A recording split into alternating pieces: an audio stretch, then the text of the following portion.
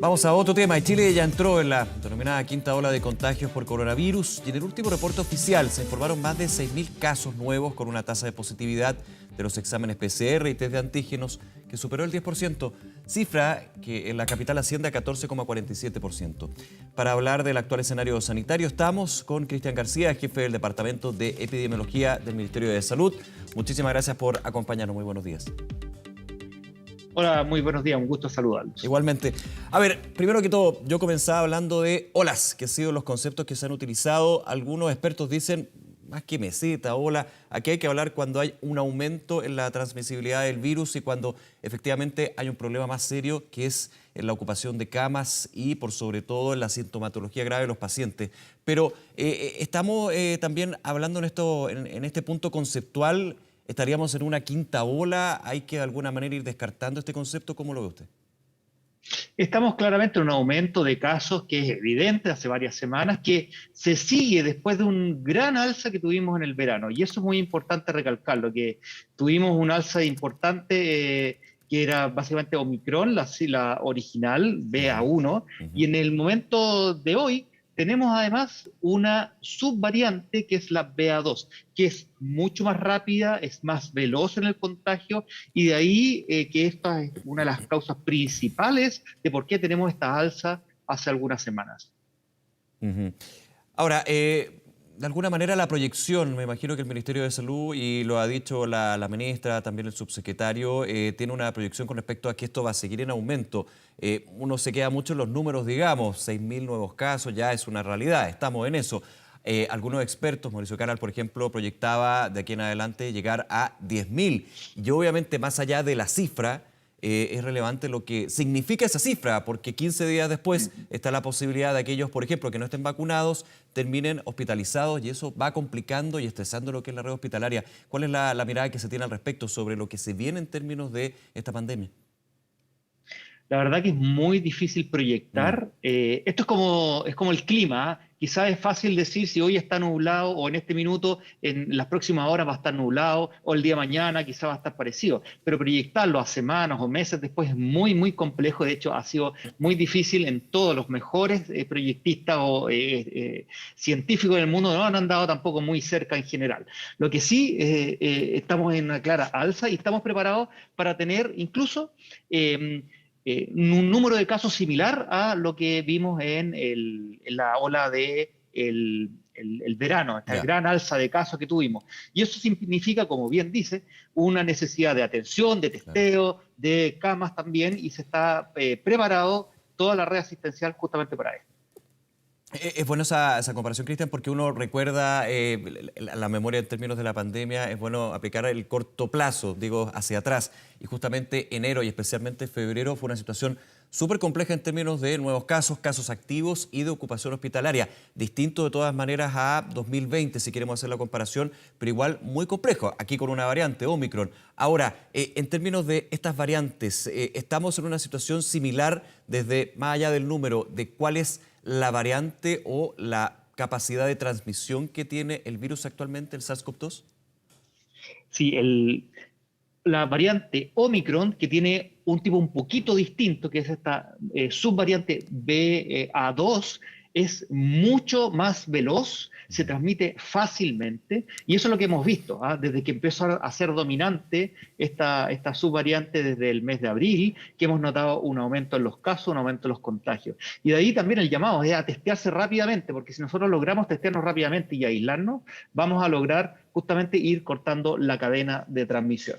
Ujú. Quiero quedarme un segundo con el testeo y tomar declaraciones que hizo el día de ayer, si no me equivoco, el exministro de Salud, Jaime Mañalich. Él dijo que es una herramienta inútil ya pensar en el PCR como la herramienta. Obviamente están los test de antígeno. Y aquí, para contextualizar también lo que dice él, por ejemplo, él ejemplifica de que en el aeropuerto hacer PCR es ridículo y que con los test de antígeno que finalmente te da los resultados en 15 minutos, 10 minutos, se podría de todas maneras poder atajar aún más esta transmisibilidad que tienen los virus. ¿Cómo evalúa usted estas declaraciones de quien fuera también exministro de Salud en este minuto? Bueno, el ministro hizo una gran labor en implementar justamente los testeos con PCR. Ujú. Creo que es importante eso.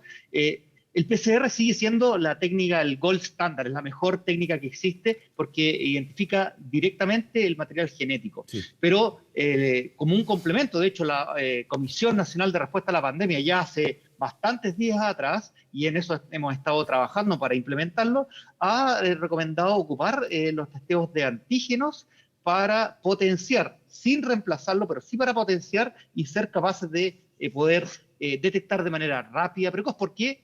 Porque con el test de antígeno tenemos resultados en algunos minutos, 20 Claro. minutos o media hora.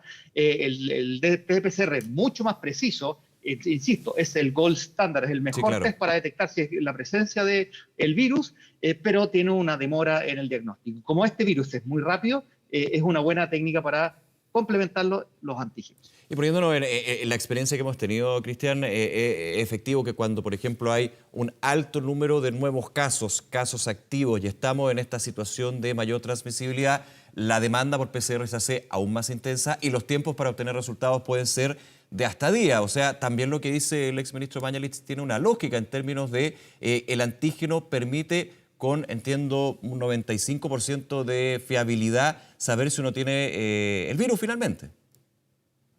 Y hay otra cosa que es importante, ¿no? El test de antígeno rápidamente tenemos el resultado. Entonces, Claro, cualquier persona que tenga cualquier clave. síntoma rápidamente puede hacer, es una buena técnica, especialmente las personas con síntomas, que es muy buena Ujú. y que nos permite saber en un corto tiempo. Insisto, la velocidad de la BA2 es muy alta, es mucho más que las anteriores. Por eso la importancia de reducir máximo el tiempo de inicio de síntomas y testearse con antígeno, PCR, como sea, y tener el resultado luego para tomar las conductas necesarias. Y la conducta más importante es aislarse, es poder no estar en contacto con las personas que están habitualmente, para evitar y cortar la cadena de transmisión, que es el Sí, objetivo fundamental de todas estas medidas. No sacamos nada con hacer el test, con saber que estamos positivos, si no tomamos las sí, claro. medidas al respecto. Claro, hay un tema de responsabilidad ahí con respecto a lo individual y lo colectivo. Y quiero seguir allí en ese punto, Cristian García. ¿Cómo se aborda? Yo creo que bien complicado para usted en el MinSal. ¿Cómo se aborda este punto? El beneficio que tiene el test de antígeno, que en un par de minutos voy a saber a ciencia cierta si estoy o no contagiado con SARS-CoV-2, para lo que es la trazabilidad propia, digamos, de los nuevos casos, los casos activos. ¿Por qué? Porque ha pasado, y sé de muchos, de hecho, que cuando se hacen el test de antígeno y finalmente da positivo, hacen la cuarentena, hacen los 7 días y finalmente no se hace el PCR, que es el dato oficial que llega a mano finalmente del Ministerio de Salud y que nosotros reportamos día a día cuando se habla de nuevos casos activos. También la relevancia que tiene esto para insisto, la trazabilidad, podríamos decir, de la curva epidemiológica. Hay una subrepresentación, muchas veces se dice sobre esto. En general, en todas las enfermedades en el mundo, en todas las enfermedades infecciosas, tanto en el mundo pre-pandemia como en Sí, pandemias como esta, es muy difícil diagnosticar al 100% de los claro, casos. inevitable, Eso digamos, en un partamos minuto. de eso. Nunca pasa. Mm. Pero sí, nosotros estamos diagnosticando con ambas cosas y estamos reportando en la Sí, plataforma de registro de muestras tanto antígenos como PCR. Por lo tanto, tenemos una visión de todas las personas que se están testeando por una u otra. Sabemos las positividades de una u otra, sabemos todas las personas que están siendo registradas. Por lo tanto, en ese sentido, la curva la mantenemos a la vista, sabemos lo que está pasando y hemos visto y podemos reportar un alza de casos que estamos viendo en estas últimas semanas. Para cerrar ese tema del testeo, quiero ir con otros puntos también muy relevantes en este contexto de pandemia y una recomendación o una directriz, digamos, desde el MinSal. Cuando una persona se hace un test de antígeno, por ejemplo, en la casa, pongamos el caso, sale positivo. ¿Debe hacerse después el PCR? Hay un tema de licencias que podríamos abordar, pero ¿es necesario hacerse después el PCR sabiendo que yo ya estoy contagiado? Hoy día una persona con sintomatología que se hace el test de antígeno es un diagnóstico que es fiable y que es confiable respecto a que la persona está con la presencia de la infección. Así que en ese sentido es importante. El test de antígeno es bueno. Es recomendable que se lo puedan hacer en algún lugar. De hecho, tenemos los Sí. centros BAC de testeo que se hacen tanto PCR como también antígeno y que las personas, es gratuito, está cerca de la comunidad y pueden acceder ahí. Hay personas que pueden acceder a comprar un test y autotestearse, y eso también le puede dar un resultado positivo. Pero hay que ser muy cuidadoso con esto. Hay ciertos test de antígenos que están validados por el Instituto de Salud Pública y esos son los que realmente están certificados para poder hacer ese diagnóstico y apoyarlo. Por lo tanto, el llamado es a las personas que opten por esa opción que revisen en la misma página del Instituto de Salud Pública cuáles son las marcas que están certificadas por ello y que realmente dicen si es que está infectado, realmente lo que está pasando si es que encuentran la infección por el coronavirus. Ahora, en términos de la situación actual y el contexto, y más allá de las proyecciones que podamos hacer, de todas maneras uno ya tiene bastante claro y por la experiencia que se ha dado sobre esta pandemia en particular, que los casos van a seguir subiendo. ¿Cuál es la evaluación que se tiene sobre el proceso de vacunación? Y muy relevante también para dejar las cosas bien claras. Yo creo que ya no hay discusión alguna y ni siquiera duda de que la vacuna tiene dos efectos. Reduce, no elimina la posibilidad de contagiarse, punto uno. La inmunidad dura 6 meses, por eso también las dosis de refuerzo y la campaña que ha llevado el Ministerio de Salud. Y lo más importante, que destacan todos los expertos con quienes conversamos, que la vacuna lo que hace es reducir la posibilidad de generar una sintomatología grave del virus, de la enfermedad, y terminar hospitalizado. ¿Cómo se ha visto eso también en esta campaña donde se ha potenciado y falta todavía para la segunda dosis de refuerzo? Sí, no lo podría haber dicho mejor, lo has descrito Me adelanté perfectamente mucho. exactamente, pero muy bien, significa que estamos comunicando y que está llegando el mensaje que nosotros hemos querido instalar, que la efectividad de la vacuna, para qué es lo que nos sirve, qué es lo que es necesario, y que las personas puedan tomar estas decisiones de acercarse, vacunarse, testearse rápidamente.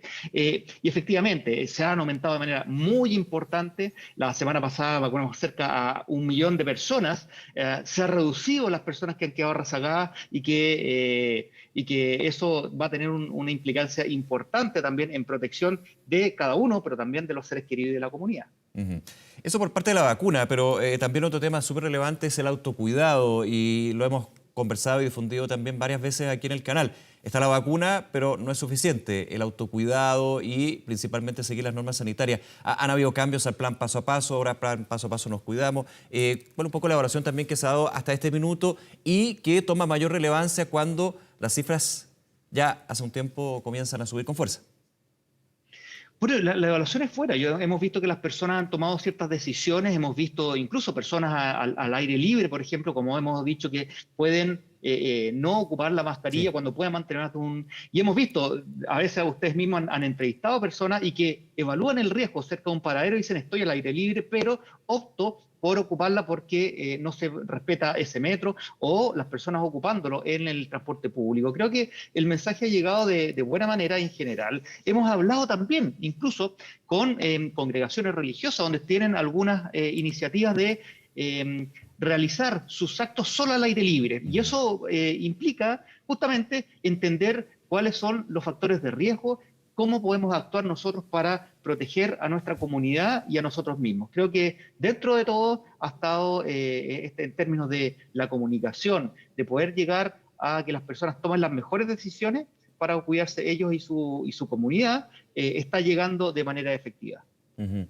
Ahora, falta algo más en términos de la ciudadanía y por sobre todo lo pregunto porque en algún minuto se dio una crítica que ha sido constante desde el inicio de la pandemia de distintos sectores que saben del tema, porque críticas pueden venir de cualquier lado, digamos, con respecto a la comunicación de riesgo, a la confusión que se puede generar con respecto a medidas de flexibilización cuando los índices van aumentando. Ahí también cuál es la mirada, más allá de las críticas, finalmente poner las cartas sobre la mesa y entender de que esta pandemia se mantiene, sigue y va a seguir. Sí, bueno, es importante focalizar en las cosas que van a ser más efectivas en términos de focalizar en estas medidas que pueden relajarse dado el bajo riesgo. Por ejemplo, cuando uno está solo caminando en la calle, ocupar o no mascarilla. De hecho, puede tener un efecto perjudicial, que la mascarilla se mueve, ¿cierto? Se moja si la estamos ocupando. Y si no estamos con nadie alrededor, la probabilidad de contagiarse o contagiar a otro es nula. Por lo tanto, creo que esas son medidas que se han permitido para que las personas puedan estar haciendo mejor su vida y que en el momento que exista mayor riesgo, en las situaciones de mayor riesgo, tomen las medidas adecuadas, como es, por ejemplo, vacunarse, eso en general, pero también el uso de mascarilla en los lugares cerrados. Y eso es muy importante. O tener y exigir, en el caso de los locales, tiendas, ¿cierto? Restaurantes, exigir, o eventos masivos, exigir el pase de movilidad. Cristian García, jefe del Departamento de Epidemiología del Ministerio de Salud. Cristian, muchas gracias nuevamente por estos minutos y esta conversación con Canal 24 Horas. Muy buen día. Muchas gracias por la invitación. Que tengan buen día. Gracias.